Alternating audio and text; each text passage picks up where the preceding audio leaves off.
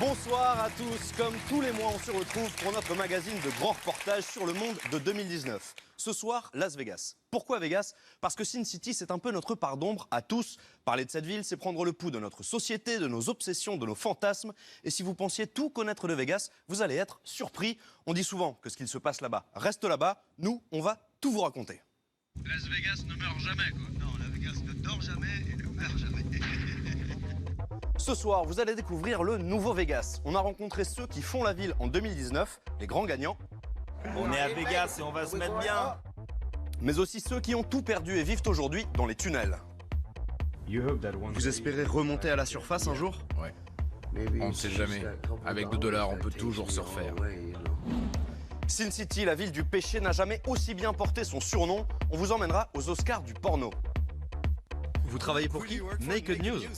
Naked News. D'habitude, je suis tout le temps à poil. J'arrive pas à croire que je suis habillée. Las Vegas rêve de devenir la nouvelle capitale du X. On vous expliquera pourquoi et comment. Ça, c'est la cage. Les gentils garçons en haut, les vilains dans la cage. Et toi, tu vas où? Las Vegas voit toujours les choses en grand. Dernier exemple en date, le boom du cannabis. Je peux me permettre de vous dire que vous ne ressemblez pas vraiment à quelqu'un qui vend de la weed? Un dealer, vous voulez dire, c'est ça? Oui. Pour les fumeurs pressés, il existe même des drives. Tout ce qu'il y a à l'intérieur, on peut l'avoir ici. C'est comme le drive d'un fast-food, quoi. C'est ça, c'est comme au fast-food. On sortira aussi du strip pour enquêter sur la nouvelle affaire qui secoue le Nevada. Mes chevaux ont été massacrés. C'est vraiment une boucherie. Un rodéo trip à la poursuite des Mustangs, cet animal mythique devenu la nouvelle bête noire des autorités.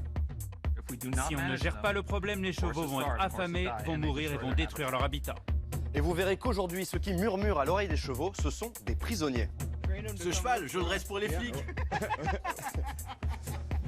Bref, vous allez tout comprendre sur le nouveau visage de cette ville où depuis des années, les plus grandes stars côtoient les plus grands bandits. Las Vegas est une ville absolument unique, spéciale, dont vous avez déjà entendu beaucoup parler, et qui est bien difficile à décrire.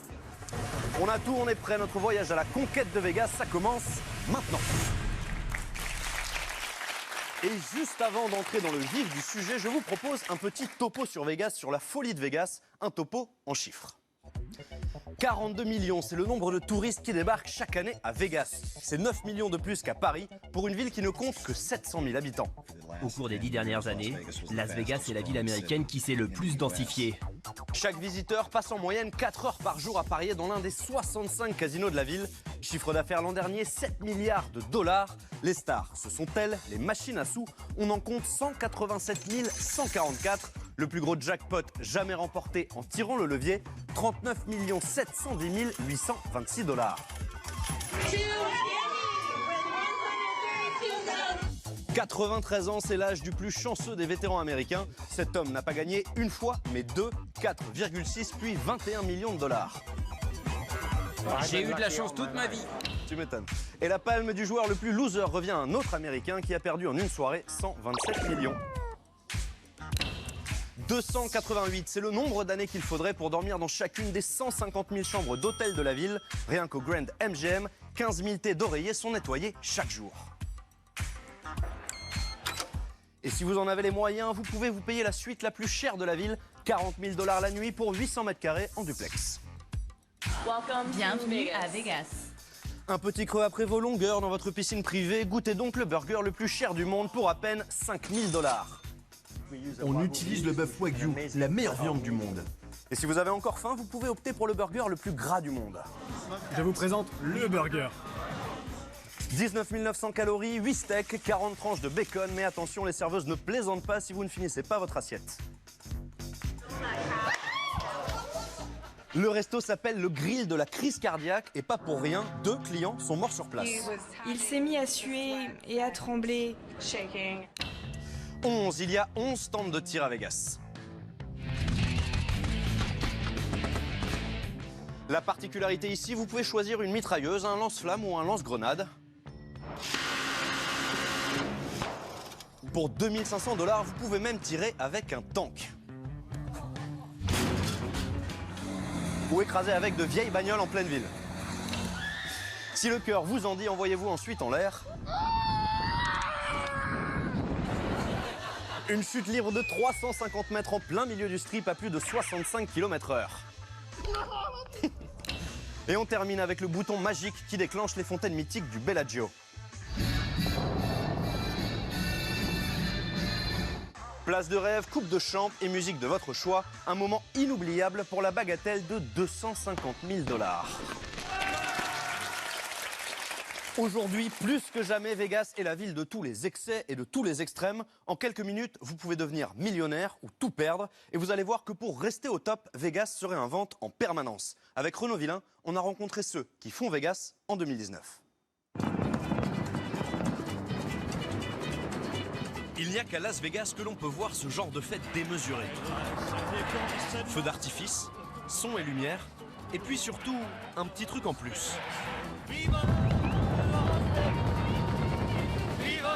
Ici, quand un casino fait faillite,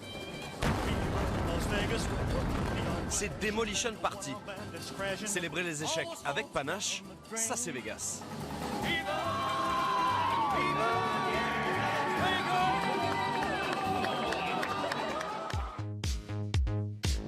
Depuis 10 ans, le jeu fait beaucoup moins recette. Vegas traverse une crise, mais vous allez voir que la ville a toujours une paire d'as dans sa manche.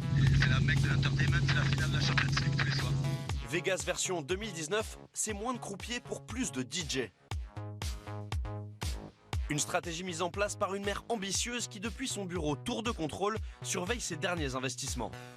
On est en train de construire un stade de 70 000 places, juste là-bas. Une culture de la gagne à tout prix qui creuse encore un peu plus les écarts entre ceux qui ont tout et ceux qui ont tout perdu. Ils s'en foutent de nous, il n'y en a que pour les touristes dans cette ville. Quel est le visage de Sin City aujourd'hui? Par ici la visite.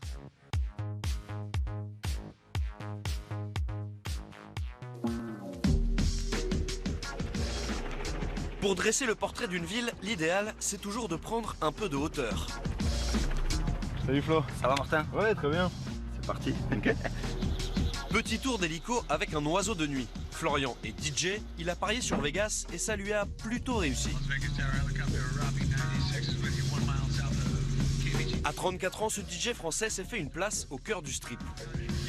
Moi je fixe un Drake, donc la Drake tu peux le voir c'est en top du building. Ouais, justement. Donc ça, quand tout est ouvert, tu peux mettre jusqu'à 8000 personnes.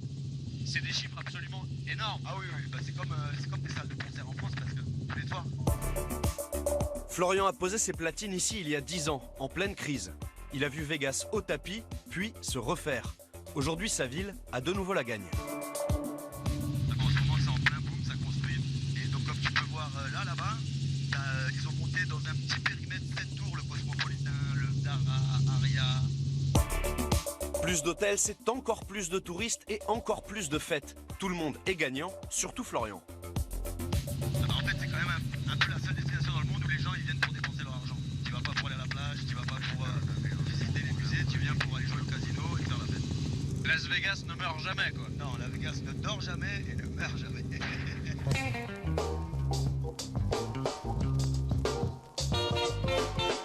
Avant d'aller mixer, on fait un crochet chez DJ Flowfly.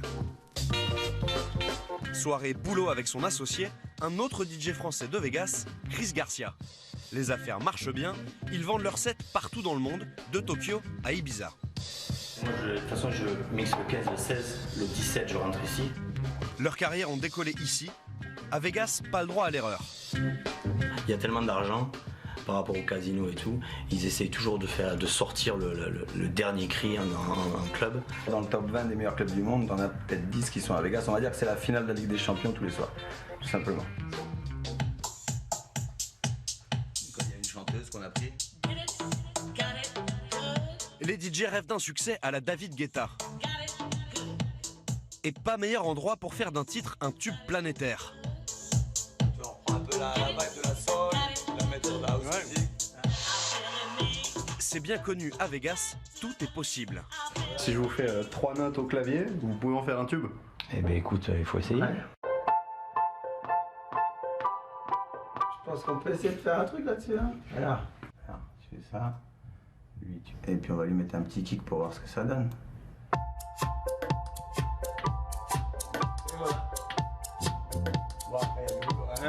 Ouais, il y a un peu de boulot là. Ouais, ils sont au piano. Allez, fini de jouer, on laisse la place aux pros. Ce soir, Florian nous embarque dans le club où il est résident et on n'y va pas en taxi.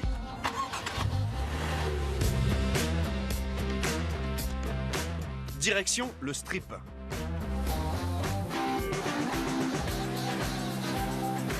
Devenue la plus grande concentration de clubs au monde, une boîte tous les 100 mètres, pour au total l'équivalent de 50 terrains de foot de dance floor. Pour entrer au Draze, mieux vaut soigner son look. On est à Vegas et on va se mettre bien. Comme la plupart des boîtes de nuit de la ville, le Draze est hébergé par un casino. L'entrée est située à 3 mètres des machines à sous. Ah ouais, Boba, t'es good? Donc ça, c'est tous les rappeurs en résidence. 50, Migos, Wiz Khalifa, Snoop. En fait, t'as tout le gratin du hip-hop US qui est en résidence ici. Et toi? Avec Flo Fla. Bienvenue dans l'une des plus grosses boîtes de Vegas. L'été, le club ouvre sa méga terrasse piscine pour des poules parties avec 8000 clients. Donc là, t'as Bellagio, César, Mirage, le nouveau Cosmopolitan, la Tour Eiffel. Pourquoi avoir choisi Vegas plutôt que New York ou Los Angeles? Eh ben, j'ai habité à New York pendant 6 ans quand j'ai bougé aux États-Unis. Et Vegas, c'est la capitale de l'entertainment. Minuit, DJ Flowfly entre en scène.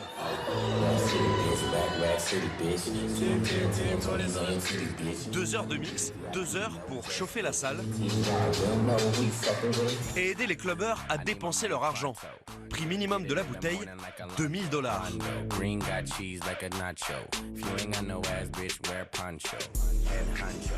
Bon, bien sûr, on n'a pas pu s'en empêcher. «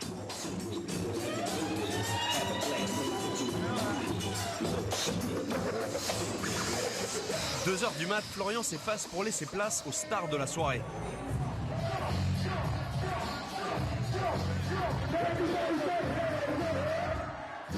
Le duo Method Man et Redman, des légendes du rap US anciens du Wu-Tang Clan. À eux deux, un demi-siècle de hip-hop.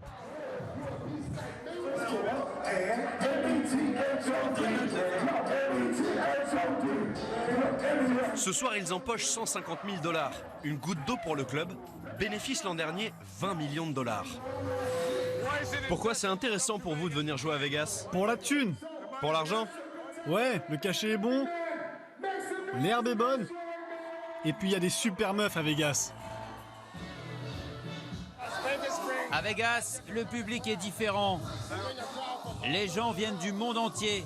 Alors si t'assures le show, t'es sûr qu'on te rappelle pour du taf. Des stars qui assurent le show pour des clients fortunés qui sirotent du champagne dans les carrés VIP. Et au milieu, une clubbeuse qui, elle, n'est pas là pour faire la fête. Son métier, concierge de luxe. Si vous êtes millionnaire et que vous voulez une virée à Vegas All Access, c'est elle que vous appelez en descendant de votre jet privé. Est-ce que tu peux envoyer un bus limo pour 15 personnes à l'hôtel Aria, chambre 245?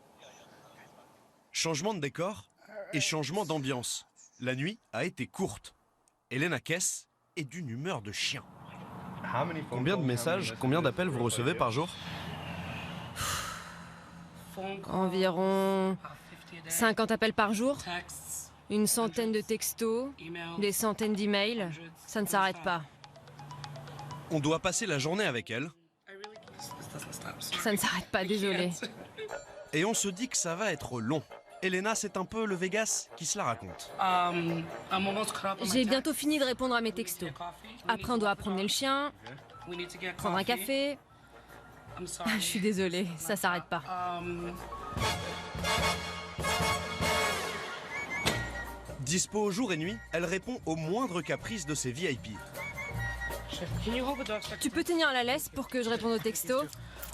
Merci. Par ici, allez. Et pour l'instant, c'est plutôt nous qui subissons les siens. Bon bah voilà, je suis dog-sitter. Vous faites quoi pour tous ces gens? Tout ce qu'ils désirent. Si tu viens à Vegas, tu m'appelles. Elena, j'arrive pour le travail avec ma femme, ma maîtresse.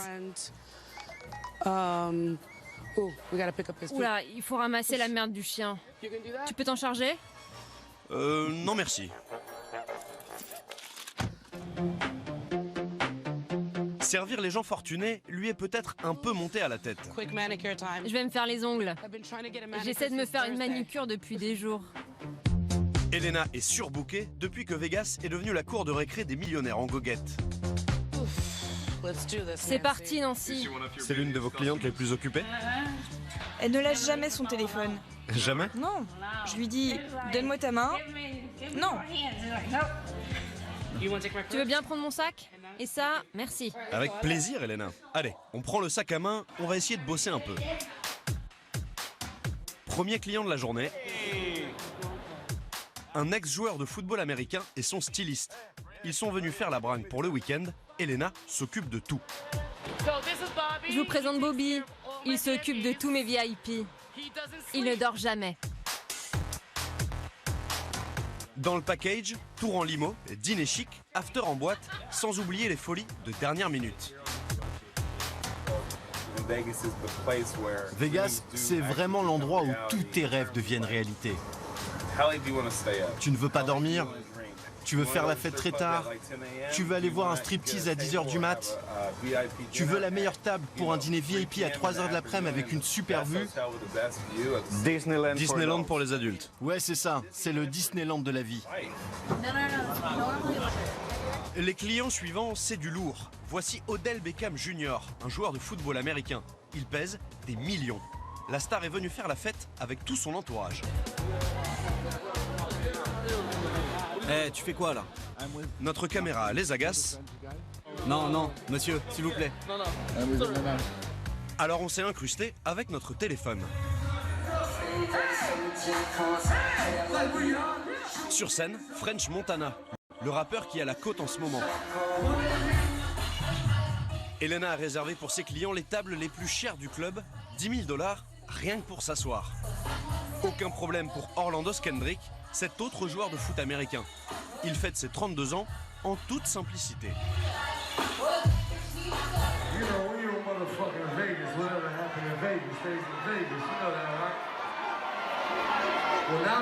Ici, on montre son argent, mais on n'en parle pas trop. Elena reste discrète sur ses tarifs. On sait seulement que ses clients et les établissements lui filent une com. Mission accomplie ce soir? Oui, tu m'as bien aidé. Faut dormir maintenant. Un mot pour résumer Vegas. Taré. Vegas est taré.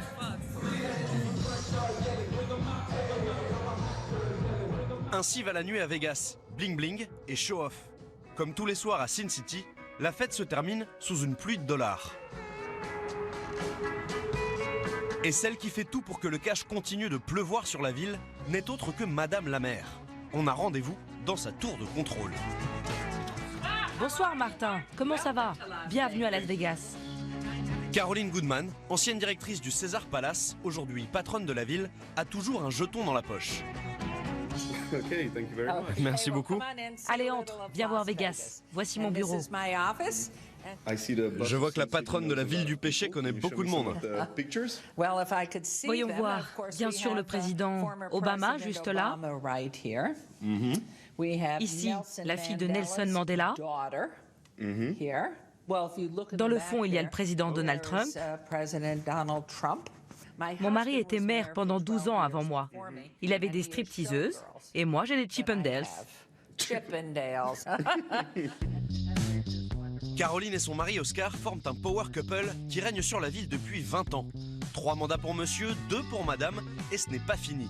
À 80 ans, elle en brigue un 3e, et son nouveau cheval de bataille, c'est le sport. Pourquoi est-ce que vous accordez autant d'importance au sport? C'est quoi le but? Le sport, c'est ce qu'il y a de plus populaire. Les gens adorent le sport, les matchs et bien sûr les paris. On est en train de construire un stade de 70 000 places là-bas. Madame la maire voit les choses en grand, très grand. Ce stade, c'est tout simplement le plus cher de l'histoire, 1,8 milliard de dollars. Il abritera une équipe mythique, les Raiders, qui déménagent d'Oakland pour s'installer à Vegas. Ça vous paraît fou? Pourtant la ville sait ce qu'elle fait. elle n'en est pas à son premier coup d'essai.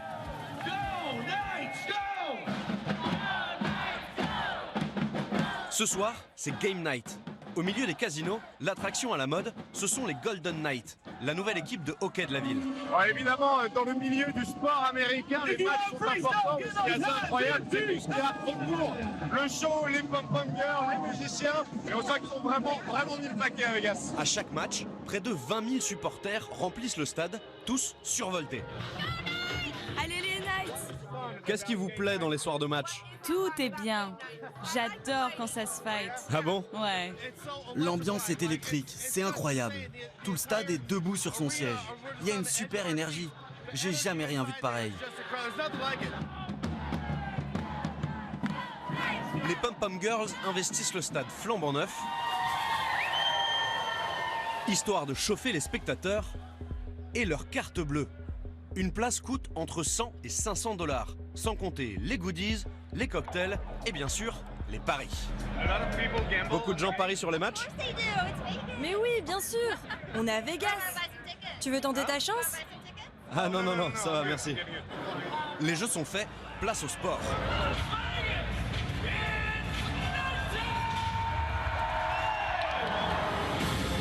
Les gladiateurs entrent dans l'arène acclamés par des supporters en transe.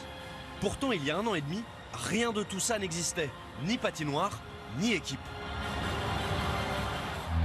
C'est le dernier coup de poker de Vegas. Créer de toutes pièces une équipe pro en un temps record. C'est pas étrange de soutenir une équipe qui n'existait même pas il y a 1 an et demi? C'est super! Personne n'avait de maillot il y a 1 an et demi et maintenant, tout le monde en porte. Le coût de cette petite folie, 500 millions $. Un peu comme si l'AS Royan se retrouvait du jour au lendemain en Ligue des Champions avec le budget du PSG. Ils ont tout créé. Mon mari est né ici il y a 70 ans, il n'y avait jamais eu d'équipe locale. Sur la glace, il y a même un Frenchie dans l'équipe, Pierre-Édouard Bellemare.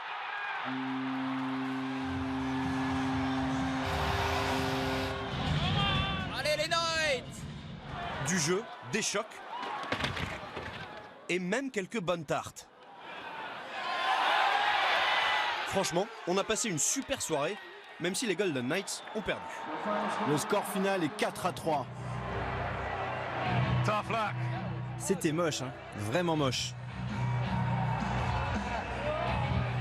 Alors forcément, dans les vestiaires, petite déception. Bon, ouais. Dommage. On va se faire taper sur le doigt, s'il faut se faire taper sur le doigt, et puis... Et c'est reparti? Le jour d'après, c'est reparti. C'est comme au casino. On peut toujours se refaire. On peut toujours se refaire. Et si c'est la maison, du coup, généralement, la maison gagne toujours, donc on va se refaire le prochain match. C'est l'un des grands mythes de Vegas. On peut toujours se refaire. Une jolie phrase. Pourtant, à Sin City, pour ceux qui perdent, la chute est parfois rude et la remontée quasi impossible.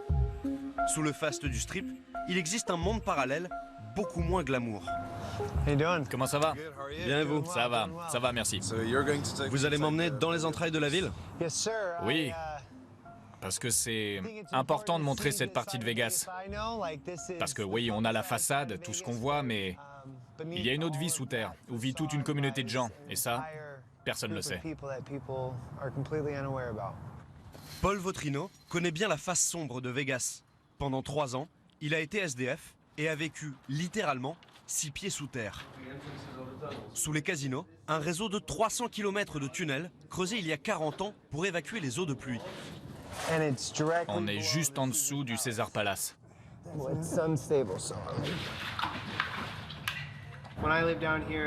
Quand je vivais ici, il y avait des araignées de la taille d'une balle de baseball. On les appelle les veuves noires. Vous avez aussi des scorpions du désert, des chauves-souris, des rats aussi. C'était pas vraiment une partie de plaisir. Un labyrinthe plongé dans l'obscurité et l'odeur de moisi qui abrite 400 personnes. Vous vous repérez comment dans ces tunnels? Comme on peut. Il faut marcher, voir où ça mène et essayer de se souvenir. Moi, je faisais des lignes avec de la paille ou tout ce que je trouvais pour retrouver mon chemin. Comme le fil d'Ariane.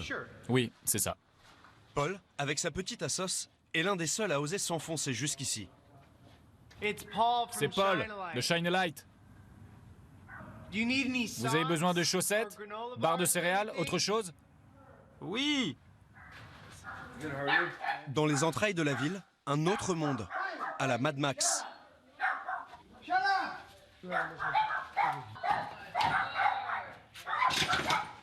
Ni électricité, ni eau potable. L'air est irrespirable. Randy et Rusty vivent au fond de ce tunnel depuis 3 ans. Ça, c'est toutes nos affaires et nos provisions. Tu sais, ici on survit. C'est Rusty et Diamond. Il mord pas, tu peux le caresser. Ah T'as oui. vu? C'est comment de vivre ici? Froid, très froid. Et humide. Quel type de problème vous rencontrez? L'eau. Oui, l'eau. Les inondations? Quand il pleut, oui. Ou quand le Rio, le casino, juste au-dessus, vidange son eau. C'est un visage de Vegas. Que personne ne voit jamais, non? Ils ne veulent pas qu'on voit ça. Personne ne veut que ça se sache. Ils s'en foutent des gens qui croupissent ici. Ils ne s'intéressent qu'aux touristes. Il n'y a que ça qui compte. Si le tourisme s'arrête, la ville meurt en un battement de cœur. On les surnomme le peuple des taupes. Si loin du Vegas de luxe, et pourtant si proche. Juste au-dessus, c'est le César Palace. Et moi j'adore le contraste, la fracture. Il y a Maria Carey sur un immeuble à 1 milliard de dollars et des gens qui vivent juste en dessous, 6 pieds sous terre. On continue notre déambulation sous le strip à la rencontre des oubliés de Sin City. Hey, c'est Paul. Salut. 500 mètres plus loin, on rencontre Tommy. Il a grandi sous le soleil d'Hawaï. Hey. Bonjour. Moi, c'est Tommy. Et puis un jour, il est venu en vacances à Vegas avec sa famille. Il y a ma femme avec moi, mon fils est là. Et là, on range nos vêtements, notre bouffe. Il y a même un peu de son maquillage, vous voyez? Fauchés, expulsés de leur motel, ils se sont d'abord installés ici dans l'urgence. Une urgence qui dure depuis 4 ans. Ça, c'est une batterie de 12 volts. Ça vient d'une bicyclette. Pour avoir un peu de lumière. Ouais, enfin on a ça depuis 3 jours. Comment vous avez atterri dans ces tunnels? Ah, les paris, la drogue... Bon, je vais pas te mentir. Je te dis la vérité. Je garde espoir car là-haut tout est possible. Et peut-être qu'un jour je sortirai d'ici et je serai de retour à la surface. Vous espérez sortir d'ici un jour? Ouais. Ouais, un jour j'y arriverai. Peut-être que c'est avec cette poignée de dollars que je me referai. Ou peut-être pas.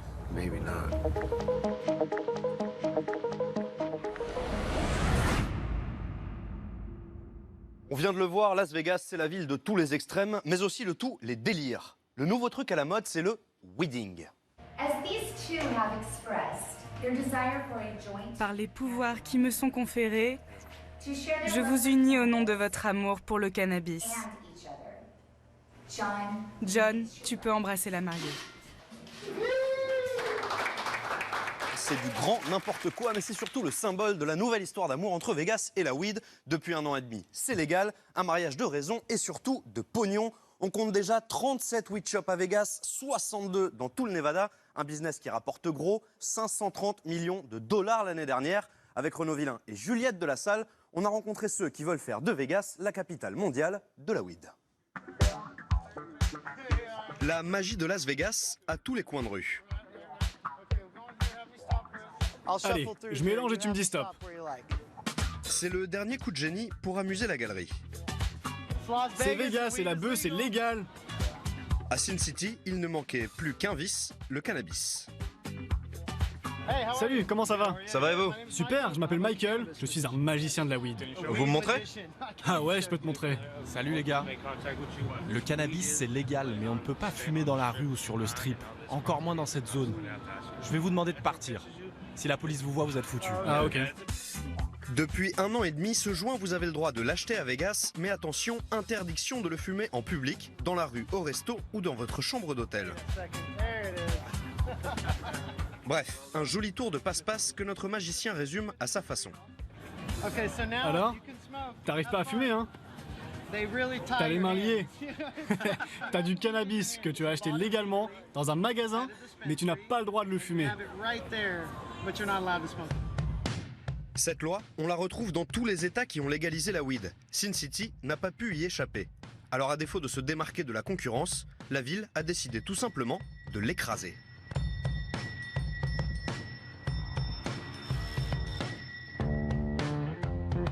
Quand vous atterrissez à Vegas, le cannabis s'affiche en 4x3. Difficile d'y échapper. Nous avons rendez-vous à Planète 13. Pas besoin de GPS, il n'y a qu'à suivre la navette. On est au pied de la Trump Tower et contrairement aux apparences, derrière moi, ce n'est pas la dernière boîte à la mode à Vegas, mais le plus grand magasin de cannabis du monde. 3700 mètres carrés uniquement dédié à la weed, ouvert 24 heures sur 24, 7 jours sur 7.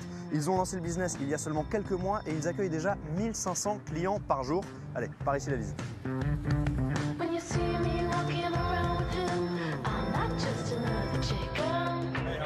Bonjour, ça va? Bonjour, bienvenue.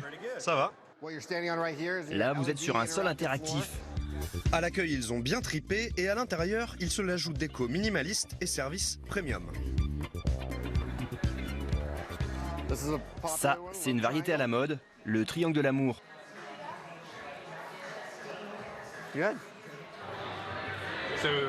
On dirait vraiment une dégustation de vin.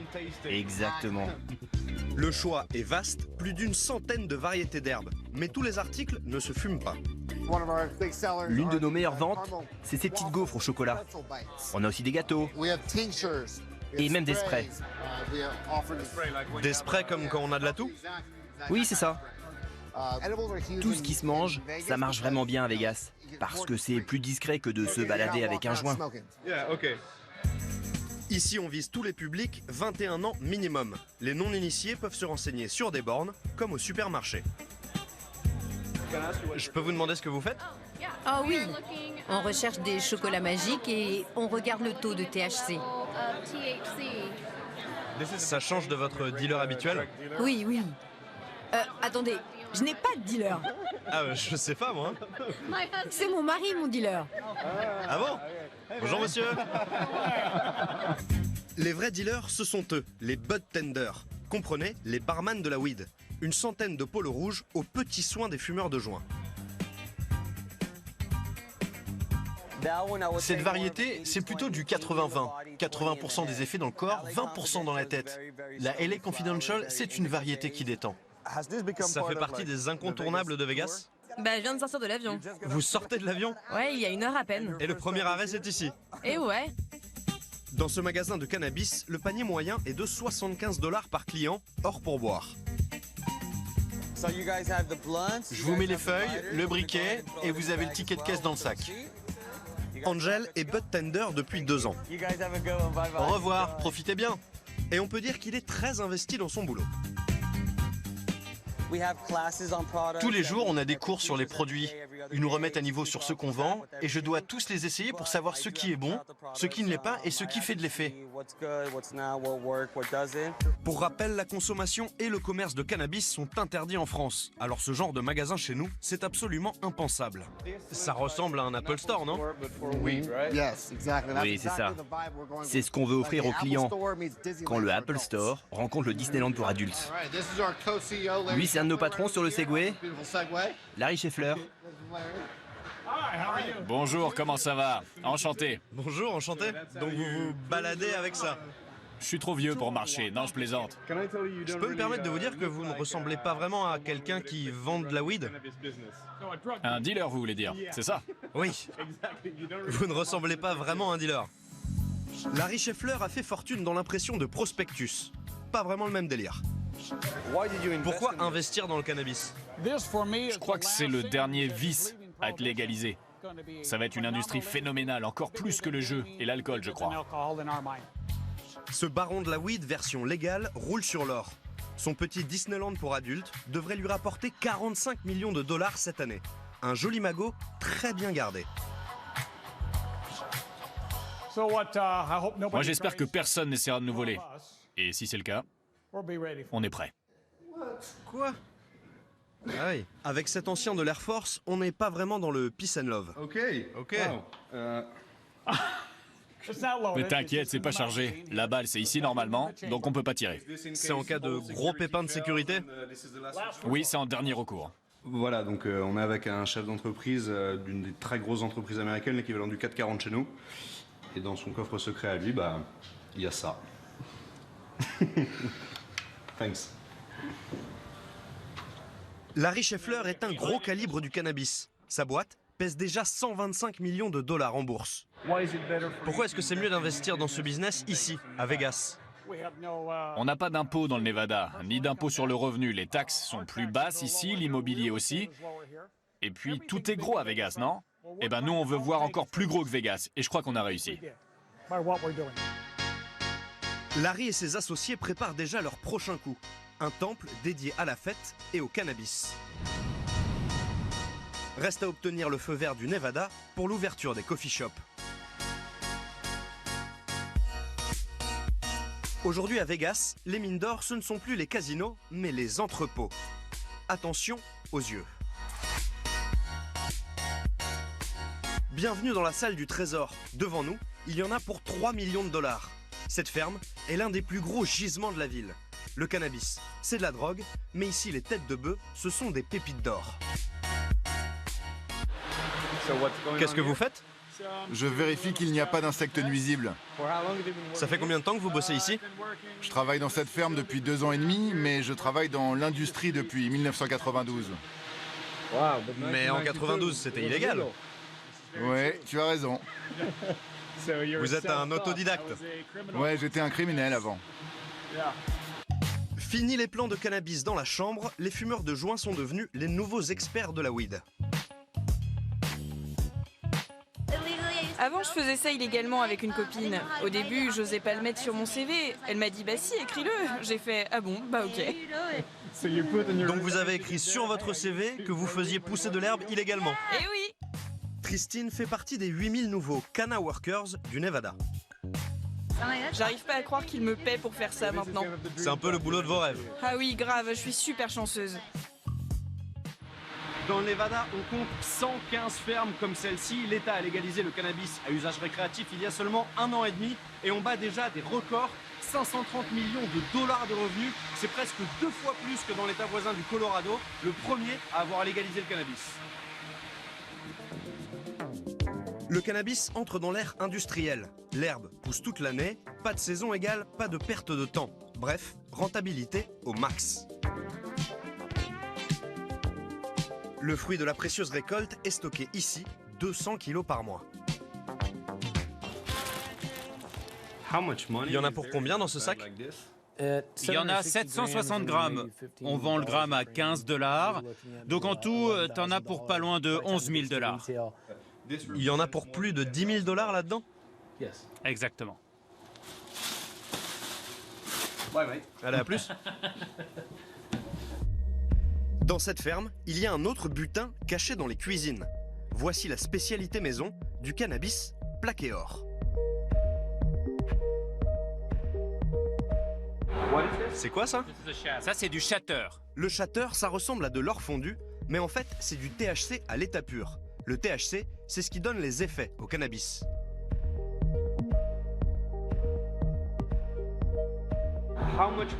C'est quoi le taux de THC là-dedans? Ça peut aller jusqu'à 80-90%. Normalement, les têtes d'herbe les plus fortes ne contiennent que 30% de THC. C'est un peu un concentré de weed. Oui, exactement. Attention, ça ne se mange pas comme du caramel. On le fume ou on le vapote, les effets sont hyper puissants et le prix va avec. C'est combien ça? Beaucoup d'argent. Plusieurs dizaines de milliers de dollars. Des dizaines de milliers de dollars pour quelques grammes. La ruée vers l'or n'a jamais aussi bien porté son nom. Et dans cette conquête, il y a un acteur pour le moins étonnant. Hey, bonjour. Salut, ça va? Ça va et vous? Un chef indien qui se rêve en roi de la weed. Benitso est membre de la tribu des Paiutes, 55 âmes vivant au nord de Vegas. Un territoire d'une 40aine d'hectares, avec sa constitution, ses propres lois et ses traditions bien ancrées. À la naissance, on découpe notre cordon ombilical et on l'enterre ici. Votre cordon ombilical est quelque part ici? Oui, oui, il est là. Il est là. Et ceux de mes petits-enfants aussi. Ça prouve que ce sont nos terres. Un territoire qui semble aujourd'hui laissé à l'abandon, avec une tribu appauvrie. Pendant longtemps, c'est la vente de tabac qui les a fait vivre. Aux États-Unis, les tribus indiennes bénéficient d'un statut fiscal particulier. Résultat, chez eux, les cigarettes sont moins chères. On est arrivé à un point où on va devoir évoluer pour s'en sortir économiquement. Notre principale source de revenus, c'était la vente de tabac. Mais ces dernières années, ça a vachement baissé. On en vend de moins en moins. Pour rebooster la tribu, le chef a eu une idée simple. Utiliser les exemptions de taxes pour vendre de l'herbe moins cher. Il a misé sur ce superstore de la weed, avec un petit plus, le drive. Les affaires ont l'air de bien marcher. Ouais! Au début, j'étais pas fan de l'idée. J'y croyais pas vraiment. Mais bon, regarde, ça fait quelques minutes qu'on est là et il y a déjà 3-4 voitures qui attendent leur tour. Le drive 100% cannabis cartonne. 350 clients par jour. Qu'est-ce qui vous plaît avec le drive? Ah, c'est un service super complet. Tout ce qu'il y a à l'intérieur, on peut l'avoir ici. C'est comme le drive d'un fast-food, quoi. Oui, c'est ça. C'est comme au fast-food. Parfois, je suis au téléphone et on pense que je suis au restaurant jusqu'à ce qu'on entende ce que je commande. Dans le business de la weed, la concurrence est féroce. Alors tout est bon pour attirer les consommateurs. À 2 ou 4 pattes. Des friandises à base de cannabis pour les chiens? Ouais. Je crois un scientifique ou un vétérinaire. Quelqu'un qui s'y connaît en tout cas, qui a dû dire qu'ils avaient des problèmes d'anxiété comme les humains. Ça marche assez bien. On ne pouvait pas terminer la visite sans vous montrer le joint le plus cher de l'histoire. On a vendu le premier fin décembre pour 11 000 $. On l'appelle le Kanaga. Il est roulé avec une feuille d'or de 24 carats. Des feuilles d'or. Mais c'est le spliff le plus cher de l'histoire du spliff. Qui l'a acheté? Ouais, grave. C'est un homme d'affaires de Los Angeles. Il est venu en jet, il a posé 11 000 $ cash. Wow. La magie du marketing. Cet achat a fait une pub d'enfer pour le magasin. Tout ce qu'on gagne ici, tout ce qui est généré grâce à ce magasin de weed, ça revient à notre peuple. Ça amène de la stabilité économique. Weed, le cannabis est en train de sauver votre tribu. Oui, je crois. C'est le prochain boom économique pour les tribus amérindiennes. Prochain objectif pour Benitzo, inciter d'autres tribus à suivre son exemple. Après des décennies de générations sacrifiées, le chef en est persuadé, c'est sur l'or vert qu'il faut miser.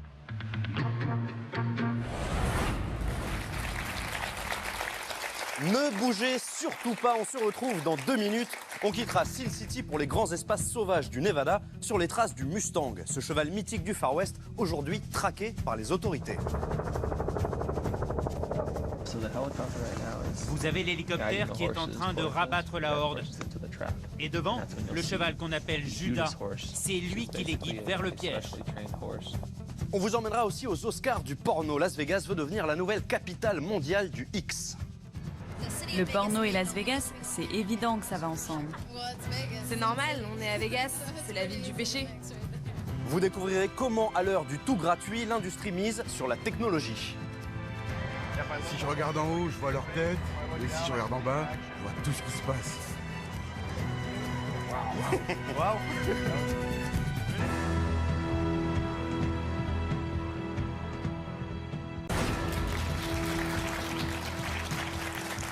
Merci d'être avec nous pour cette émission spéciale Las Vegas. Dans un instant, on va vous expliquer pourquoi et comment Vegas veut devenir la nouvelle Mecque du porno. Donc à chaque fois que je tape sur l'écran, ça fait des vibrations.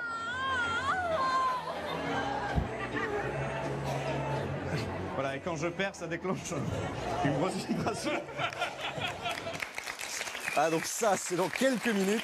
Mais juste avant, on va quitter un peu le strip pour prendre un grand bol d'air. On va partir ensemble sur la trace des Mustangs. Ce cheval sauvage emblématique de la conquête de l'Ouest est devenu la bête noire des autorités. Le nombre de Mustangs augmente si vite qu'ils sont en train de faire des ravages sur la nature. Pour l'agence fédérale en charge du territoire, la solution c'est de capturer en urgence un maximum de Mustangs. On vient de retrouver 8 Mustangs tués par balle. Ce qui se passe avec ces chevaux est décrit comme un massacre. Dans l'Ouest américain, on compte 67 000 chevaux sauvages, plus de 40 000 uniquement dans le Nevada. Avec Jawar Nadi, on a mis nos Santiago et on est parti enquêter au royaume des Cowboys.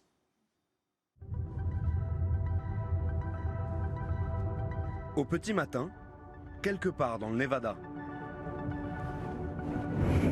Hey, faites le tour et garez-vous là. Au milieu de ces grands espaces, nous allons assister à une capture digne du Far West. Celui que tout le monde guette, c'est le Mustang, le cheval mythique. Il va se passer quoi exactement là ? L'hélicoptère traque les chevaux. Le nombre de Mustangs est 400-500% au-dessus de ce que le territoire peut supporter. Jason Lutherman travaille pour le BLM, l'agence fédérale qui gère la faune et la flore dans tout le pays. Aujourd'hui, les Mustangs sont si nombreux qu'on les retrouve près des habitations, sur les routes. C'est aussi pour ça qu'on intervient. Nous sommes au 6e jour d'une campagne d'envergure. Objectif, attraper 575 chevaux sauvages perdus dans ces montagnes. Les gros moyens sont de sortie. Les chevaux ne sont pas capturés au lasso, mais avec cet hélico. Après 3 heures d'attente, les premières crinières apparaissent enfin. Vous voyez là, l'hélicoptère rabat les chevaux vers nous. Quand il s'approche du piège, c'est là que le cheval Judas entre en action. C'est quoi un cheval Judas ? Le cheval Judas est un cheval dressé. Il sait comment se placer pour diriger la horde et l'amener jusqu'au piège. Les chevaux ont l'esprit grégaire, donc ils le suivent. Donc Judas, parce que c'est un traître. Exactement. Ce jour-là, le traître porte bien son nom. Judas se fait la malle et entraîne avec lui toute la horde. Un virage au cordeau et hop, l'hélico rabat les chevaux. Opération réussie, 22 Mustangs capturés. Le tout sous l'œil attentif de Maureen Dane. Elle est militante pour une asso de défense des chevaux. Je vous ai vu prendre des photos pendant qu'ils chargeaient les chevaux, pourquoi ? On est là pour surveiller, s'assurer que le bien-être des animaux est respecté. Sans nous, ils feraient n'importe quoi. Notre présence est vraiment essentielle. Des captures qui tournent mal, Maureen en a déjà filmé un paquet. Sur ces images, on voit des chevaux traqués, épuisés. Et quand le piège se referme, c'est la panique. Stress, bousculade, blessure. Certains chevaux trouvent la mort en tentant de fuir, d'autres finissent piétinés par la horde. Si les autorités acceptent la présence de caméras, c'est toujours à bonne distance. Quand ça se passe mal et qu'il y a des chevaux blessés ou même tués, ils nous empêchent de prendre des photos. Il ne faut pas qu'on voit ça de trop près. Et je peux vous assurer que si on n'était pas là, le taux de mortalité serait bien plus élevé. Les chevaux attrapés ce jour-là sont emmenés par convoi. Après 2h30 de route, arrivés à l'enclos fédéral de Palomino Valley. Le Nevada détient le record du nombre de Mustangs à l'état sauvage, 40 000 bêtes. Depuis 1971, ils sont protégés par la loi. Interdit de les chasser, de les tuer ou de les envoyer à l'abattoir. Vous avez combien de chevaux ici ? On en a plus de 1800. Pour réguler la population, le BLM l'assure, la seule option, c'est la capture. Et peu importe les critiques. Ces chevaux n'ont aucun prédateur naturel. Rien ne régule leur population. Elles doublent tous les 4 ans. C'est prouvé scientifiquement. Si on pouvait les contrôler sans les capturer, on le ferait. Si on ne le fait pas, ils vont finir affamés, ils vont détruire leur habitat et qui sait même mourir. Le but du BLM serait donc uniquement de préserver l'environnement. Maureen est loin d'être convaincue. Ce ne sont pas les chevaux le problème. Pour moi, c'est l'homme qui empiète sur les espèces animales. Nous sommes littéralement en train de détruire notre planète. Alors pourquoi devraient-ils souffrir? Pour les assauts écologistes, le gouvernement chercherait surtout à satisfaire le lobby des éleveurs, surpuissants aux États-Unis. Ce sont eux les premiers à réclamer la tête du Mustang.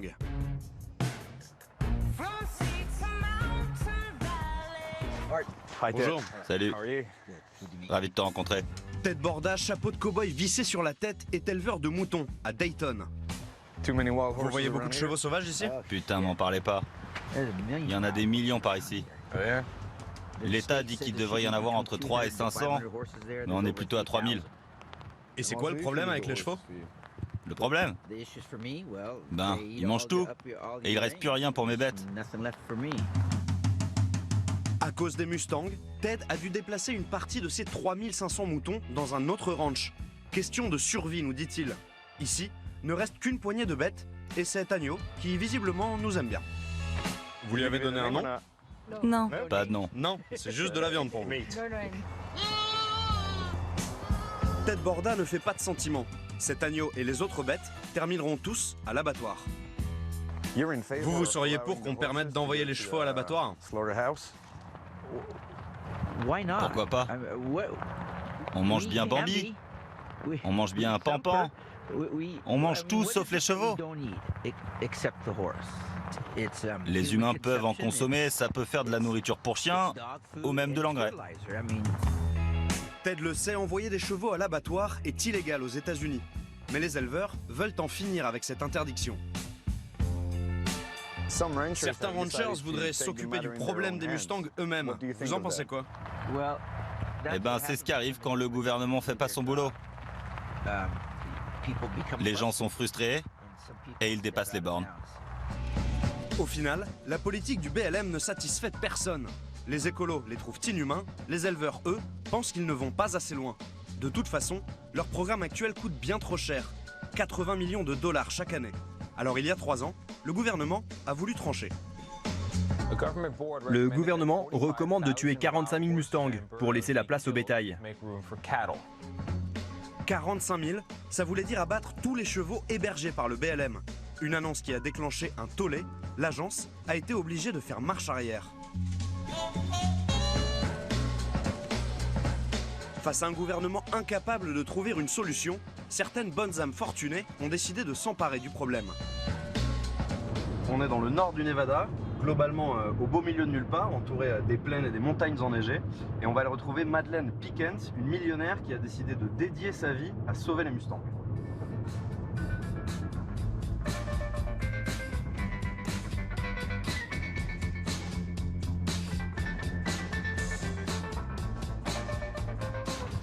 Hi Madeleine. Bonjour Madeleine. Bonjour, merci d'avoir fait tout ce chemin. Tout ça c'est chez vous? Ça va jusqu'où? Ça va au-delà de tout ce que vous pouvez voir. Bras dessus, bras dessous, cette Californienne de 72 ans nous emmène jeter un œil à l'une de ses résidences secondaires. Et c'est gigantesque. 2500 km², la taille de l'île de la Réunion. Un sanctuaire où les Mustangs galopent en liberté.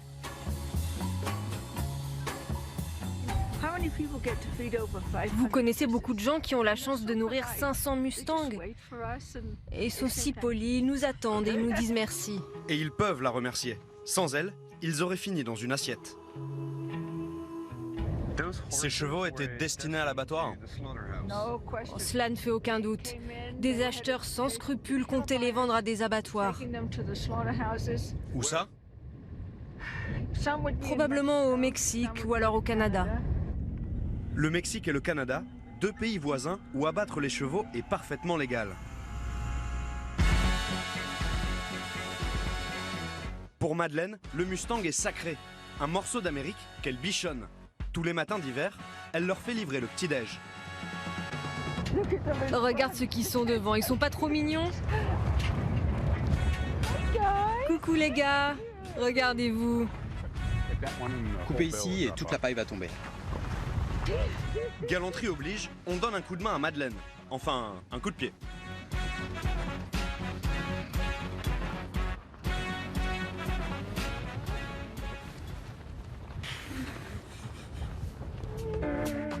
Ici, on est en plein territoire cow-boy.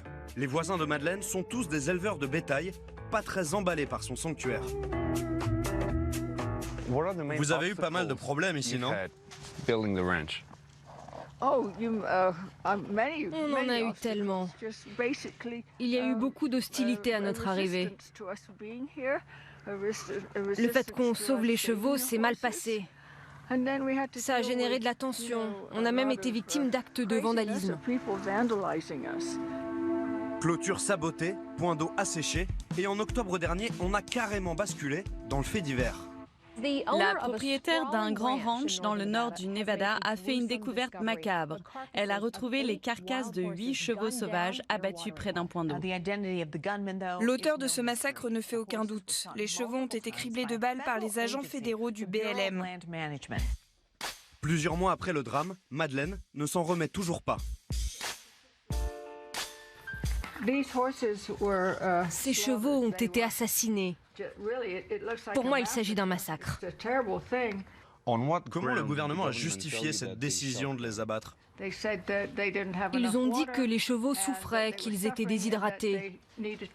Il fallait abréger leur souffrance, que c'était de l'euthanasie. Quand on parle d'euthanasie à un animal, on lui met une balle dans la tête. On ne lui tire pas dans le ventre, ni dans le dos. Là, on les a criblés de balles. Le BLM a tardé avant de reconnaître les faits. De quoi ternir encore un peu plus son image. Tous les ans, et depuis 50 ans, ils prennent les mêmes décisions. Et le résultat est toujours le même. Un désastre. Je ne comprends pas pourquoi ils ne travaillent pas avec des particuliers comme moi. Par exemple, j'ai mis 25 millions de dollars dans ce projet. Je me suis investi, j'ai sauvé 1000 chevaux.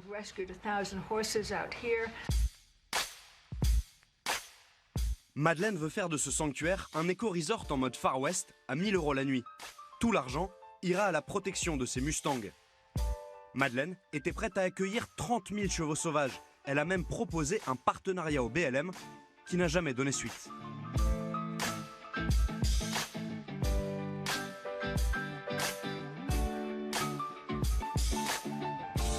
Le BLM ne change pas ses bonnes vieilles habitudes. Capture en hélico, et derrière les Mustangs sont proposés à l'adoption, comme ici, en Arizona. Hey, bonjour. How are you? Ça va? John Hall est un agent du BLM.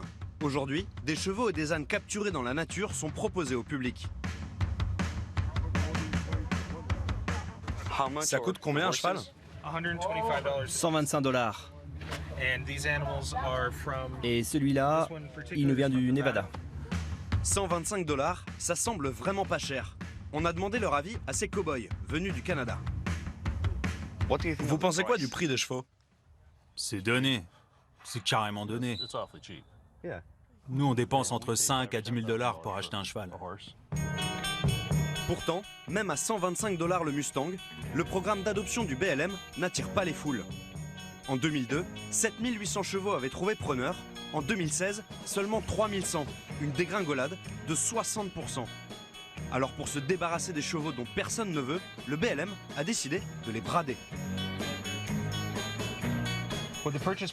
Avec cet acte de vente, vous repartez avec le cheval le jour même. Les chevaux concernés sont ceux qui ont été proposés à l'adoption 3 fois et qui n'ont pas trouvé preneur, ou alors des Mustangs âgés de plus de 10 ans. Ils sont à combien ces chevaux-là? 25 $. Je peux en acheter combien à la fois? Actuellement, vous pouvez en acheter 24 d'un coup. À 25 $. C'est ça. Vous avez bien entendu, pour 600 $, vous pouvez repartir avec 24 chevaux. Et surtout, vous pouvez les revendre à qui vous voulez. Mais il y a des clauses. Vous vous engagez à ne pas les revendre à des abattoirs ou à leurs intermédiaires. Bon, je peux toujours dire que j'ignorais ce que la personne allait en faire après. Une fois que l'animal est vendu, ce n'est plus notre affaire. En gros, si certains chevaux terminent à l'abattoir, c'est triste, mais ce n'est pas leur problème. On comprend mieux pourquoi la politique du BLM est si lourdement critiquée. Pourtant, une de leurs initiatives, elle, fait l'unanimité.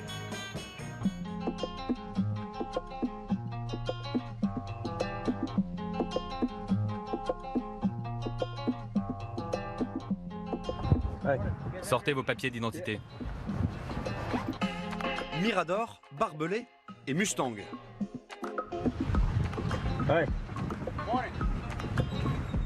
Bienvenue au centre pénitentiaire de Florence, en Arizona. Bonjour. Bienvenue en Arizona. Désolé, il pleut aujourd'hui.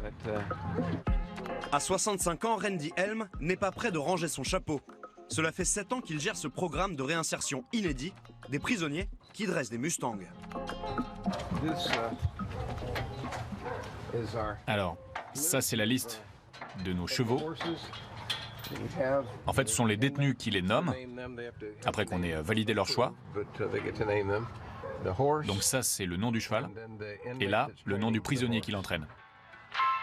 Tous les matins, pour la vingtaine de détenus, c'est corvée, nettoyage. Puis chacun retrouve sa monture.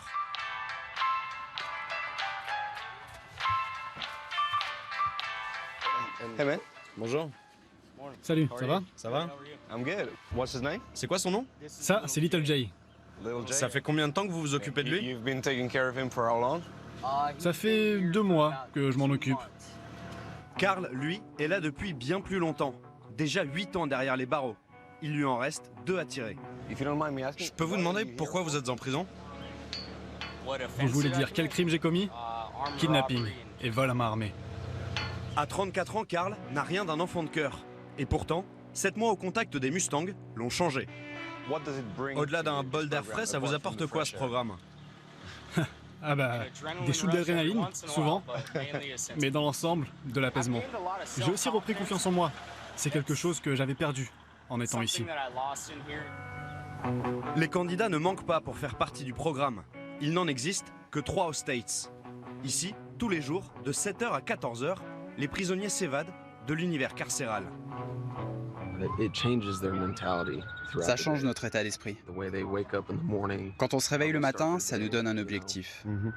En tout cas, ça me donne une raison de me lever. Ça aide tellement. Moi, ça m'a beaucoup aidé. Tu vois ce que je veux dire? Ça sert vraiment. Comment vous sélectionnez les détenus pour ce programme? Il faut qu'il leur reste 5 ans ou moins à purger. La raison principale, c'est qu'une tentative d'évasion, c'est automatiquement 5 ans de plus. Donc en fin de peine, le risque de se faire la malle est moins fort qu'à leur arrivée.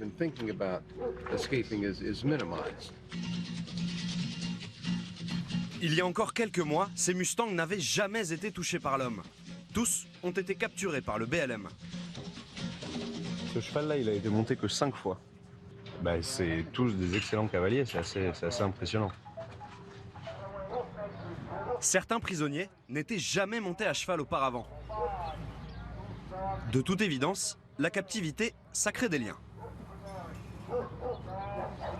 Combien de temps ça prend de dresser un cheval?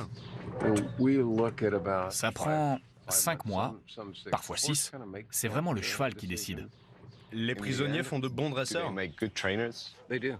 Ah oui, ce sont d'excellents dresseurs. Moi, à titre personnel, j'hésiterais pas du tout à les embaucher dans un ranch, par exemple. Dompter un Mustang, un travail de forçat. Une fois dressés, ces chevaux se vendront $825, 700 pour la prison, 125 pour le BLM. À ce prix-là, c'est tentant. Il est grand.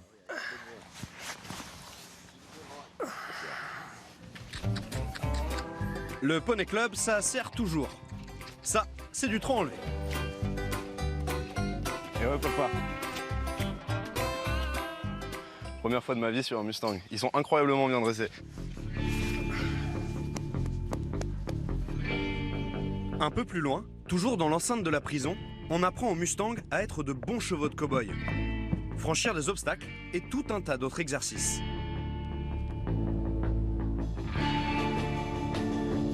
Toujours dans l'enceinte de la prison, on apprend aux Mustangs à être de bons chevaux de cow-boy. Franchir des obstacles et tout un tas d'autres exercices.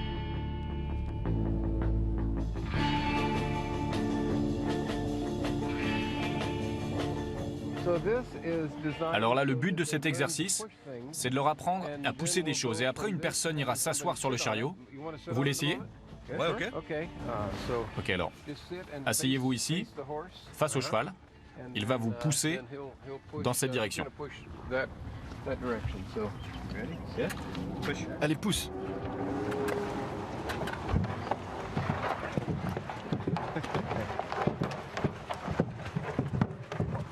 Ça lui apprend quoi au cheval? On fait ça pour les gardes frontières. Levez les mains en l'air.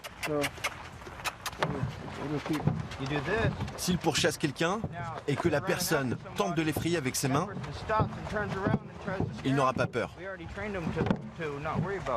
Quand il fait cet exercice avec vous sur le chariot, il pense que c'est vous qui le pousse. Ironie pour ces prisonniers, les chevaux qu'ils dressent sont très appréciés des forces de l'ordre. Ce cheval, je le dresse pour les flics. Après 12 ans de prison, Klein va bientôt sortir. J'avais jamais monté avant. Et ce gars-là m'a tout appris sur les chevaux. Quand je vais sortir, ce cheval et moi, on va travailler dans une ferme avec les vaches. Vous allez adopter ce cheval quand vous sortirez de prison? Ce cheval, ouais. S'ils veulent garder un cheval et qu'ils en ont les moyens, on les aidera. À leur sortie, la majorité des prisonniers trouvent un travail en rapport avec les chevaux. Une victoire pour Randy. Ici, ils apprennent beaucoup sur eux-mêmes, à gérer leur colère, parce que tu peux pas perdre ton sang-froid face à un animal de 500 kilos, sinon tu vas perdre. C'est ça le pouvoir du Mustang, faire de vous une meilleure personne. Oui, oui, je le pense vraiment. Vous savez, il y a un dicton qui dit « Un cheval est la meilleure chose qui puisse arriver à un homme ». Preuve que l'animal adoucit les plus durs. Depuis le début de l'expérience dans cette prison, sur les 50 détenus relâchés, aucun n'a récidivé. Mais cela ne règle pas la question des Mustangs. Avec 67 000 chevaux sauvages dans les plaines de l'Ouest, on se demande comment le BLM peut ramener ce chiffre à 27 000, son objectif. Une chose est sûre, le Mustang n'a pas fini de faire galoper les autorités. Et nous ne sommes pas les seuls à trouver cette histoire incroyable. Hollywood vient de s'en emparer, c'est Robert Redford qui produit. That's a dangerous animal. If you can stay in there for more than 5 seconds, you're in the program. Voilà, l'affiche, c'est ça, The Mustang, et ça sort en France le 19 juin. Ne bougez surtout pas, notre conquête de Las Vegas n'est pas terminée. On va vous emmener aux Oscars du porno. Vous êtes nommée dans quelle catégorie? Oh wow, je suis nommée pour le titre de meilleure actrice et pour la meilleure scène d'orgie. Moi pour les plus belles fesses, meilleur espoir et plus beau sens. Sin City veut devenir la nouvelle capitale du X en misant tout sur les nouvelles technologies. Tout est différent ici. Normalement, il n'y a pas tout ça, juste elle et moi. Donc vous ne parlez pas, vous ne... Non, je fais rien, je suis juste là. Je suis juste un pénis.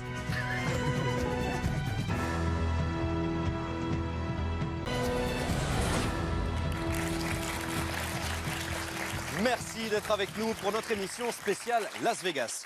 Dans 2 minutes, vous comprendrez le sens de cette image. Ça donne réellement l'impression que je suis en train de faire ce qu'il est en train de faire. En l'occurrence, là, l'amour à une dame. À 2 dames. À 3 dames. Oula! Vegas, nouvelle capitale du porno, c'est dans 1 minute. Mais pour l'instant, on reste concentré. Cette ville a toujours attiré les plus grandes stars, Lady Gaga, Britney Spears, Elton John et comment oublier la patronne.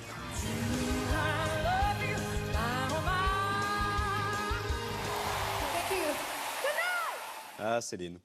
Mais au fait, comment Las Vegas est-elle devenue Las Vegas? C'est notre petite minute historique. Attention, il y a même des images en noir et blanc. Il était une fois dans l'Ouest une petite ville qui s'appelait Las Vegas. En espagnol, ça veut dire les prairies, étonnant pour un patelin perdu en plein milieu du désert. Cow-boy indien, chercheur d'or, Vegas à l'époque, c'est le Far West. Fondé par des Mormons, la future capitale du vice en ce temps-là, c'est plutôt la capitale de l'ennui. Et si l'arrivée du chemin de fer sort un peu la ville de son trou, les jeux et l'alcool sont interdits, prohibition oblige. Il faut attendre les années 30 pour que tout s'accélère. Des milliers d'ouvriers débarquent pour construire le grand barrage Hoover. Vegas a enfin de l'eau.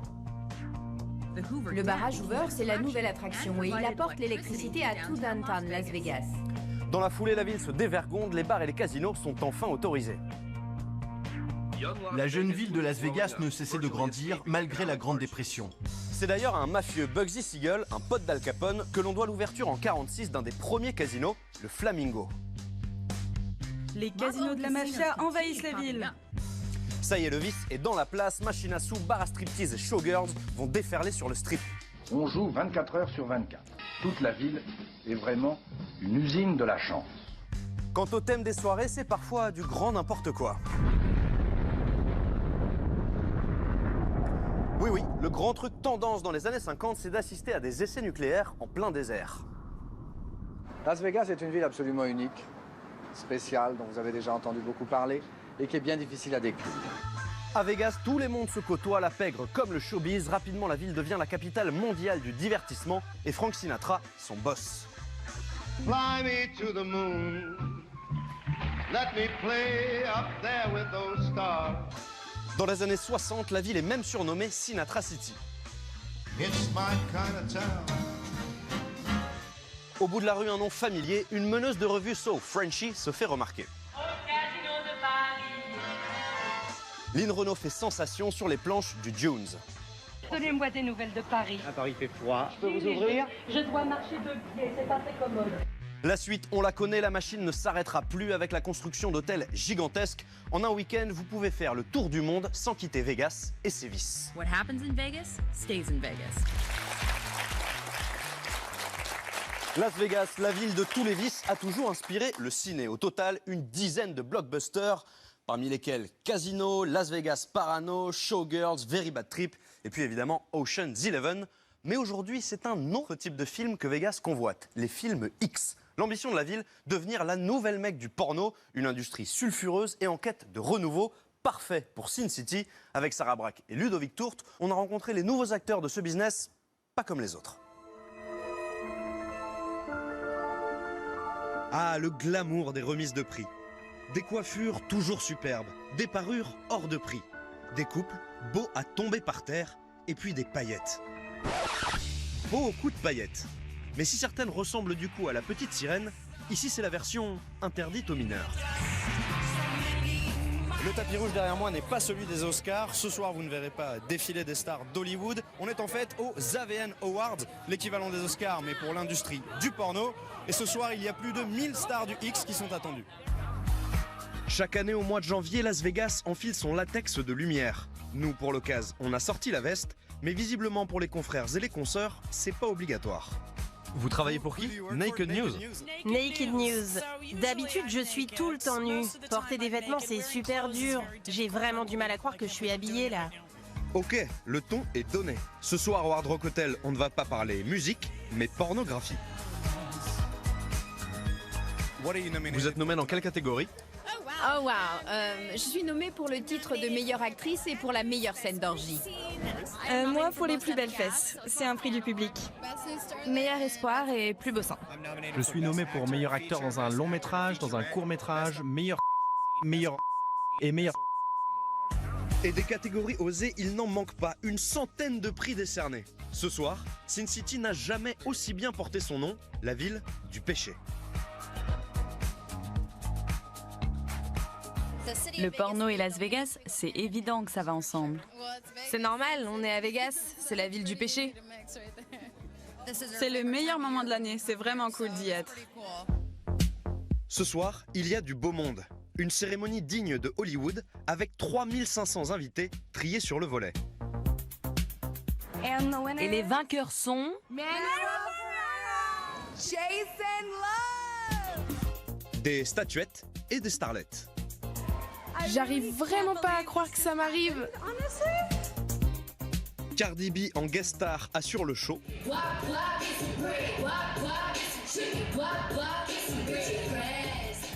Et si Vegas sort l'artillerie lourde avec les AVN... Merci, bonne soirée à tous, on vous aime. C'est parce que la ville compte bien devenir la nouvelle Mecque de l'industrie du porno.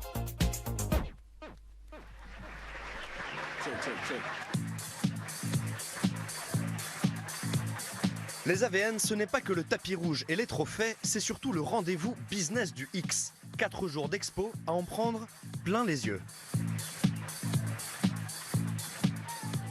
On est dans la partie exposition des AVN. L'entrée est interdite aux moins de 18 ans. Au total, il y a plus de 350 exposants qui viennent du monde entier pour présenter les nouvelles tendances, les nouvelles technologies à la mode dans l'industrie du porno. Et vous allez voir, il y en a vraiment pour tous les goûts.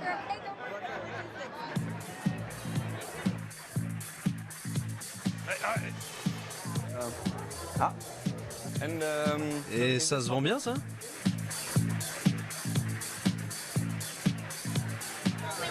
C'est le seul qui fait des allers-retours, comme ça.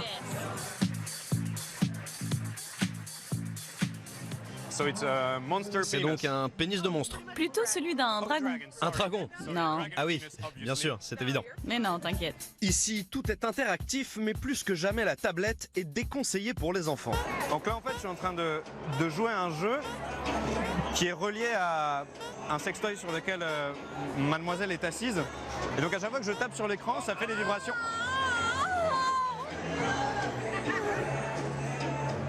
Voilà, et quand je perds, ça déclenche une grosse vibration. Vibrant ou non, à pile ou sur batterie, en Bluetooth ou en Wi-Fi, en 2022, le marché du sextoy représentera 37 milliards de dollars. Aujourd'hui, le sexe se veut connecté. J'ai l'appli dans mon téléphone et vous dans le vôtre. On se connecte avec l'appli et c'est vous qui contrôlez le sextoy. Donc si ma copine est à Tokyo... C'est chouette, hein? C'est parfait pour les relations à distance.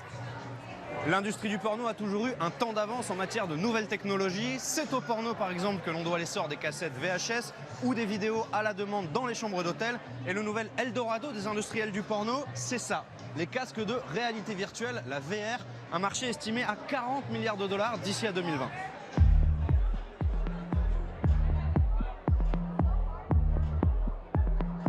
Bonjour, alors c'est une bonne expérience? Ah ouais. Là, il y a 2 filles. Il y en a une sur moi. Et il y en a une autre là qui se touche les seins. Si je regarde en haut, je vois leur tête. Et si je regarde en bas, je vois tout ce qui se passe. Waouh. C'était incroyable. À ce point? Ah ouais. T'as déjà essayé la VR? La réalité virtuelle? La réalité virtuelle. Ok.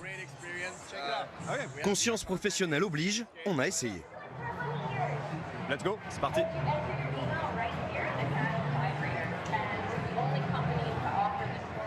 Ouais, en fait, c'est un porno, mais filmé à la première personne. C'est-à-dire que quand je baisse les yeux, je vois le bas de mon corps, enfin le bas du corps de l'acteur en l'occurrence. Et donc ça donne réellement l'impression que je suis en train de faire ce qu'il est en train de faire. En l'occurrence, là, l'amour à une dame. À 2 dames. À 3 dames. Oula. Et bah... L'expérience est pour le moins réaliste. Wow. Wow. T'as aimé? Est-ce que t'as aimé? Bienvenue parmi nous. Ouais, c'est assez impressionnant, on s'y croirait. Et si les studios misent sur cette technologie, ce n'est pas juste pour le plaisir des clients. Pourquoi est-ce que, selon vous, c'est l'avenir du porno, ça? Je crois que la réalité virtuelle va aider toute l'industrie qui souffre du piratage, de la gratuité et qui n'est même plus rentable. Avec cette nouvelle technologie, fini le piratage à distance parce qu'il faut payer pour y avoir accès. Un pari énorme pour une industrie en perte de vitesse et surtout une prouesse technologique. Après pas mal de négos, on a réussi à s'incruster sur un de leurs tournages. Viens nous voir à Los Angeles. Ok, ça marche. C'était cool de te rencontrer. Merci beaucoup et rendez-vous à LA. Au revoir la ville du péché et bonjour la cité des anges. Aujourd'hui, on n'a pas rendez-vous dans les grands studios d'Hollywood, mais dans un quartier huppé de LA. Une villa style californien a été louée pour l'occasion. Hey, salut Martin, c'est cool de te voir ici. Merci de nous accueillir. Pour tout vous dire, c'est la première fois qu'on se retrouve à assister au tournage d'un film X. Le réalisateur Alexander. Bonjour, enchanté. Salut. Bonjour, c'est vous l'acteur? Oui. Au premier abord, ça ressemble à un tournage classique. Des techniciens, un réalisateur, des spots, et donc une actrice, mais dénudée. Hi Christina. Bonjour Christina. Salut. Vous allez bien? Ravi de te rencontrer. La vraie star du jour, en fait, c'est elle. la caméra 3D qui révolutionne la manière de filmer des pornos en réalité virtuelle. Vous pouvez me montrer en quoi c'est différent d'une caméra normale? Alors techniquement, on a une caméra sur laquelle il y a deux lentilles qui filment comme deux yeux? Oui, comme des yeux qui ont le regard qui se croise. Ça permet d'avoir un angle large. Tu vois, sur le moniteur, on a une vue d'ensemble. Donc cet équipement nous donne un angle à 180 degrés qui nous permet de tout voir. Et action. Aujourd'hui, 2 scènes sont au programme. Scène 1, pour la Saint-Valentin, Christina se languit en attendant son boyfriend. Bon, un scénario basique qui a fait ses preuves, mais nouveauté, le boyfriend, c'est la caméra. Oh mon Dieu, je pensais pas que tu rentrerais si tôt. L'expression « faire l'amour à la caméra » prend ici tout son sens. Christina parle à l'objectif comme s'il s'agissait de son petit ami. J'ai attendu ce moment toute la journée. Une fois votre casque sur les yeux, vous aurez l'impression que le petit ami, c'est vous. La scène se tourne en une seule prise, pas le droit à l'erreur, alors le réal dirige son actrice avec les moyens du bord.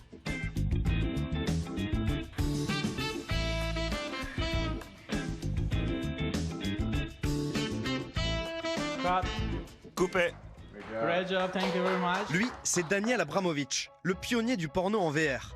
Il a commencé dans son garage il y a 5 ans. C'est le premier à avoir réuni porno classique et réalité virtuelle. Aujourd'hui, son studio est l'un des leaders mondiaux. En tant que spectateur, ça apporte quoi? Notre plus, c'est l'immersion. Ça te transporte vraiment dans un autre monde dès que tu mets le casque. Tout est en 3D et le son est dingue. Tu peux tout entendre quand l'actrice te chuchote un truc à l'oreille. Quand elle marche, tu entends ses pas, pareil quand elle bouge. Vraiment, l'expérience est différente par rapport à un porno classique. Ce casque, inventé pour les gamers, redonne de la vigueur au porno, comme une célèbre petite pilule bleue. On pose la paire de jumelles, changement de décor, scène 2. Quand tu embrasses, fais bien attention à ne pas toucher la caméra, c'est super important. VR oblige, avant chaque prise, le réal coach minutieusement ses acteurs. Pour les scènes de couple, le tournage est particulièrement technique. Je vais vous montrer comment on filme une scène avec 2 acteurs. On a un tas de petites astuces. Par contre, je ne peux pas tout vous montrer. Le marché est très compétitif.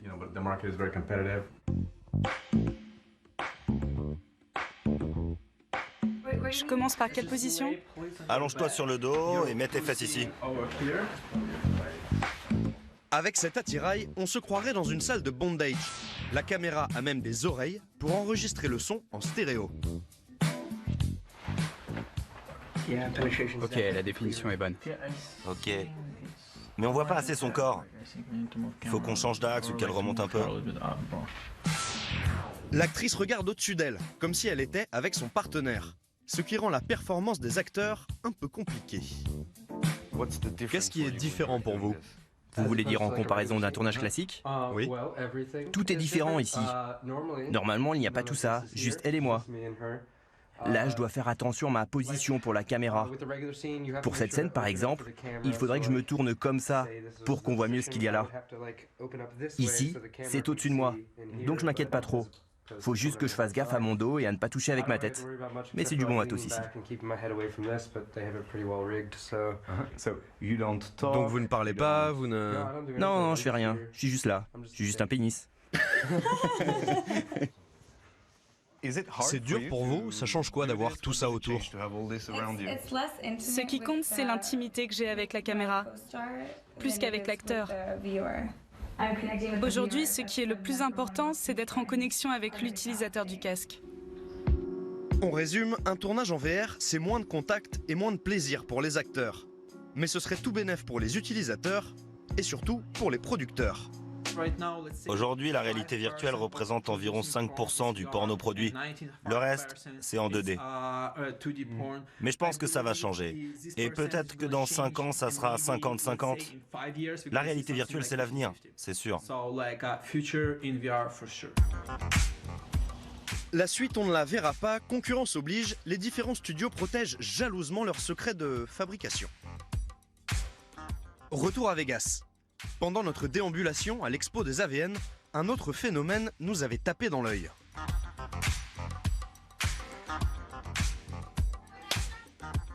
Des dizaines et des dizaines de stands avec des jeunes femmes se trémoussant devant un ordinateur. Salut les gars, on est en ligne. Dans le porno, le nouveau mot à la mode, c'est l'interaction. Vidéos exclusives, contenu à la carte, certaines actrices monnaient même l'abonnement à leurs réseaux sociaux. Ah, lui, c'est Dragon, c'est mon meilleur pote. La grande révolution en ce moment, c'est ce qu'on appelle le camming. Dans le monde, on compterait 200 000 camgirls et même quelques camboys. Tous proposent des prestations personnalisées contre une poignée de dollars. Et ça marche. Le webcamming attire désormais 35 millions de visiteurs chaque jour. Retrouvez-moi sur mon site et je vous en montrerai plus. Loin de l'expo et du strip, les camgirls de Vegas travaillent quelque part ici, dans la zone industrielle. Tout de suite moins glam et moins sexy. Pour la sécurité des travailleuses, on ne peut pas vous montrer l'extérieur du bâtiment.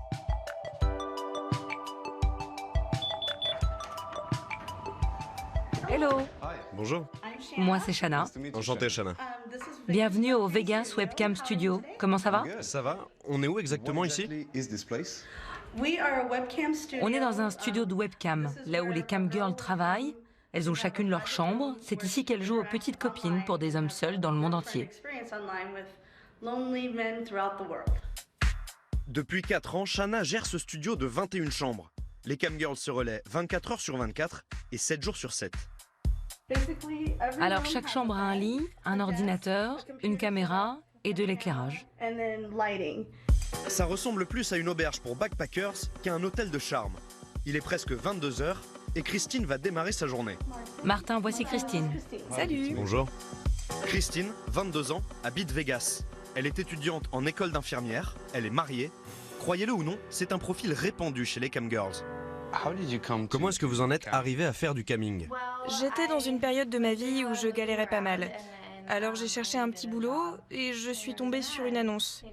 J'ai passé un entretien, j'ai beaucoup hésité, mais bon, je me suis fait $200 le premier jour et ça m'a permis de payer mes factures. Donc bon. Depuis, Christine est devenue une pro du camming. Elle gagne entre 3 000 et 3 500 $ par mois. Alors, ça c'est ma page de profil. Là, c'est ce que j'ai gagné cette semaine. Ici, tu peux voir ma note. J'ai 5 étoiles actuellement. Mais ça peut varier tous les jours. On est en direct là? Non, on ne l'est pas. Il faut que je clique sur démarrer le show pour qu'on le soit. Ah, ok. C'est notre première interview de camgirls et en plus, c'est en live. Et déjà, les premiers clients. Donc Robbie demande, est-ce que vous allez faire l'amour? Non, Robbie, ça n'arrivera pas. Ah, parce qu'il peut nous entendre? Oui, il peut. Salut Robbie. Donc ça, c'est la version gratuite où ils vous voient en direct. S'ils veulent un entretien privé avec vous, ils doivent payer. Oui. Pour la suite, on ne vous fait pas de dessin. Le client demande son fantasme, Christine est libre de le réaliser ou non. Qu'est-ce que vous répondez aux gens qui disent que ce qu'il se passe ici, c'est une forme de prostitution? Ma réponse à ça, c'est... C'est une bonne question. Personne ne me touche. Je suis la seule à me toucher. Les gens payent pour me regarder, les gens payent pour me parler. En fait, je leur vends ma compagnie. De la compagnie pour quelques dollars la minute. Tout ne va pas dans la poche de la camgirl, elle ne prend que 25%, la plateforme 65% et le reste, c'est pour la gérante. C'est l'un des secteurs les plus porteurs actuellement dans l'industrie pour adultes. Oui, oui, complètement. Beaucoup plus que ce que l'on pouvait imaginer. Qu'est-ce que vous répondez quand on dit que vous exploitez des jeunes femmes qui ont besoin d'argent? Non, non. Elles viennent ici et font ce qu'elles veulent. Elles décident de tout. Elles fixent leur prix, le temps qu'elles passent en ligne. En gros, elles ne font que ce qu'elles veulent. Vraiment, ce qu'elles veulent.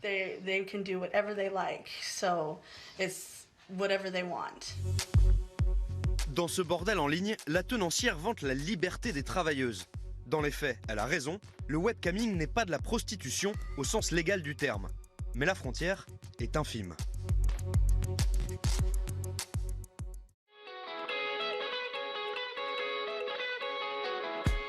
Une frontière facile à franchir quand on quitte Las Vegas. Il faut laisser dans le rétro la capitale du vice pour aller voir le visage de la prostitution, version 2019.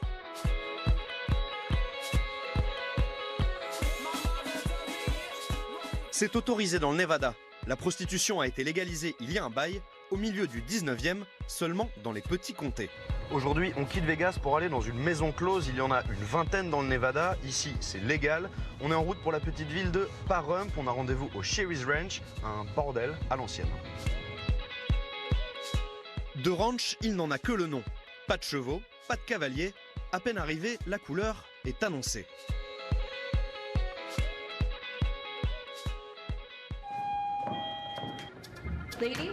Mesdames, en ligne. Accueil en grande pompe. Comme dans une maison close française des années folles, la madame nous présente ses filles.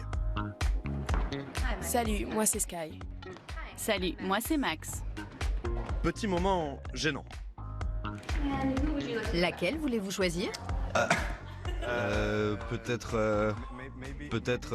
Heureusement, on vient à notre rescousse. Salut, je m'appelle Alissa. Je serais ravie de vous faire visiter. Oui, on y va? Super. Alissa a 32 ans. Cette mère de famille fait un peu figure d'ancienne. 9 ans qu'elle travaille au Sherry's. Pourquoi est-ce que vous avez décidé de travailler dans ce milieu? J'ai une vraie passion pour le sexe. Je suis très branchée cul et j'adore aider les gens. Pourquoi travailler dans un bordel plutôt que chez vous ou dans la rue? Quand tu travailles dans la rue, tu ne sais pas ce qu'il peut se passer. Ici, tu contrôles ton environnement, on se sent en sécurité. On nous protège et on pose nous-mêmes nos propres limites. Le Sherry's, c'est un peu un parc d'attractions à thème, avec plein de manèges réservés aux adultes. Voici la salle de massage. Tout le corps est enduit. Ok. Pas de sexe dans l'eau, pour des raisons sanitaires évidentes, mais c'est un bon moyen pour briser la glace. Ici, c'est la salle de classe. Tu peux être le méchant prof ou le mauvais élève. Je vais sécher les cours. C'est pas juste. Tiens, t'as gagné le bonnet d'âne. Ok. Ici, jamais de panne d'inspiration. Le tour du proprio se termine par la salle la plus demandée par les clients. C'est la chaise de domination. La demoiselle sera soit la dominatrice ou la soumise. Ça, c'est la cage. Les gentils garçons en haut, les vilains dans la cage. Et toi, tu vas où? En haut, j'espère. S'il y a un problème avec un client qui se comporte mal, qu'est-ce que vous faites? Nous avons un bouton d'alarme dans chaque pièce, donc quelle que soit la situation, je ne me sens jamais menacée. Si c'est le cas, j'appuie sur le bouton et la sécurité débarque en quelques secondes. Je peux voir le bouton? Non. Non, pour pas montrer où il est. Bah oui, non. Ouais, logique. C'est ça.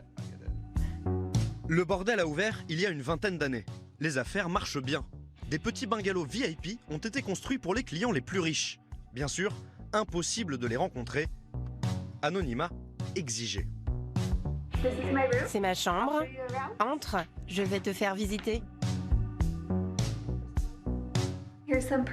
Il y a quelques photos de moi, ça donne un petit aperçu de ma vie, de mes amis, quelques bouquins, 2 ou 3 jeux, et là, le lit, là où la magie opère. Alissa travaille 1 semaine par mois. Une vie au bordel, en pension complète, avec des règles très strictes. Vous êtes autorisé à sortir du ranch?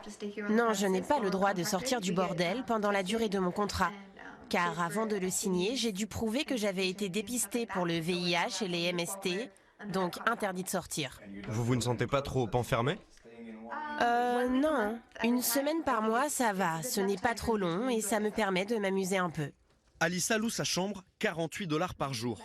Sur le tarif de ses prestations, Motus. Quand vous n'êtes pas client, on ne parle pas argent.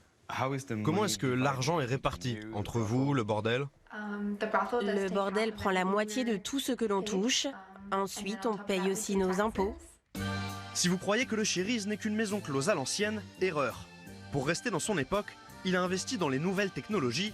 Waouh! Alexa, sextape. Sextape. Let me get the set ready. Une enceinte connectée, 4 caméras, des plasmas, voici la nouvelle Sextape Room. Souriez, vous êtes filmé.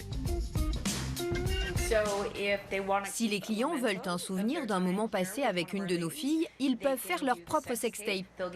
Ils peuvent filmer leurs exploits sous plein d'angles différents et ils le garderont pour toujours.